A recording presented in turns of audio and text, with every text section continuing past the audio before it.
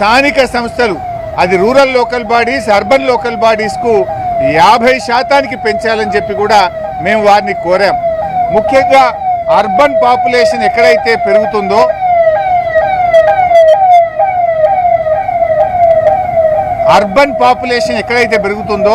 ఆ రాష్ట్రాల గ్రాంట్స్ తగ్గుతూ ఉన్నాయి.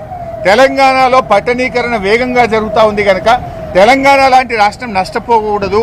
అందువల్ల స్థానిక సంస్థలకు గ్రాంట్ 50% పెంచండి, పట్టణీకరణ ఎక్కువైతున్న రాష్ట్రాలకు నష్టం జరగకుండా కూడా చూడాలని చెప్పి కూడా మేము చెప్పడం జరిగింది. అదేవిధంగా కరోనా సమయంలో కేంద్ర ప్రభుత్వం మరి క్యాపిటల్ ఎక్స్పెండిచర్ ఎక్కువ చేయాలని, ఎకానమీ పెరగాలని, ఉద్యోగాల కల్పన జరగాలని అధిక అప్పులను రాష్ట్రాలకు ఇచ్చి ఖర్చు పెట్టించారు. అది రాష్ట్రాలకు భారంగా మారింది. ఆ అప్పులను కేంద్రమే తీసుకునే విధంగా రికమెండేషన్ ఇవ్వాలని చెప్పి కూడా మేము కోరడం జరిగింది. అదేవిధంగా తెలంగాణ మరి ఒక ప్రత్యేకమైన పరిస్థితి. కృష్ణా గోదావరి నదులు 70 మీటర్ల నుంచి 150 మీటర్ల ఎత్తులో ప్రవహిస్తుంది.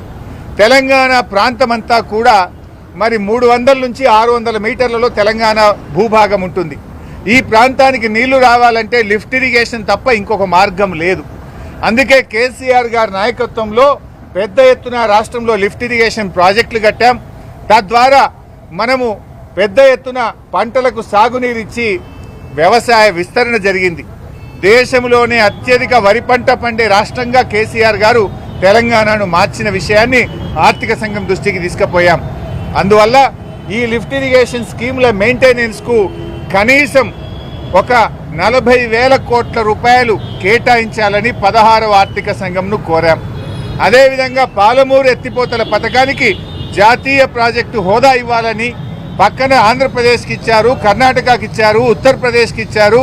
తెలంగాణకు అన్యాయం చేస్తుంది కేంద్ర ప్రభుత్వం. పాలమూరు రంగారెడ్డికి జాతీయ హోదా ఇవ్వాలని కూడా బీఆర్ఎస్ పార్టీ పక్షాన కోరాం. మిషన్ భగీరథకు మరి ఇవాళ కేసీఆర్ గారు దేశంలో అన్ని రాష్ట్రాల కంటే ముందు ఇంటింటికి తాగునీరిచ్చే మిషన్ భగీరథను ప్రారంభించారు. ఇది మేము బాగా పనిచేయడం వల్ల మాకు నష్టమైతా ఉంది. కేంద్ర ప్రభుత్వం హర్ ఘర్ జల్ కార్యక్రమం చేపడితే మీరు ముందే చేసుకున్నారు అని ₹1 ఇస్తలేరు.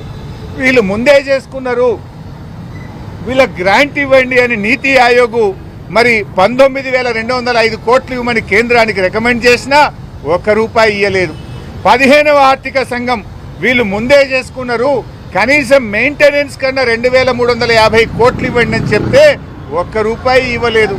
అంటే ఇలా మేము ముందు చేసుకున్నందుకు, మంచిగా పనిచేసినందుకు, మిషన్ భగీరథ ద్వారా ఇంటింటికి నీళ్లు ఇచ్చినందుకు కేంద్ర ప్రభుత్వం హర్ ఘర్ జల్లో పైసా ఇయ్యదు.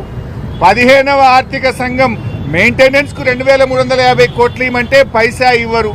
నీతి ఆయోగ్ 19,205 కోట్లు ఇవ్వమంటే కేంద్రం పైసా ఇయ్యదు. ఈ అన్యాయాలను ఇలా 16వ ఆర్థిక సంఘం చైర్మన్ సభ్యుల దృష్టికి తీసుకుపోయి మాకు ఖచ్చితంగా మిషన్ భగీరథ మెయింటెనెన్స్కు 20,000 కోట్లు కేటాయించాలని బీఆర్ఎస్ పార్టీ పక్షాన కోరాం.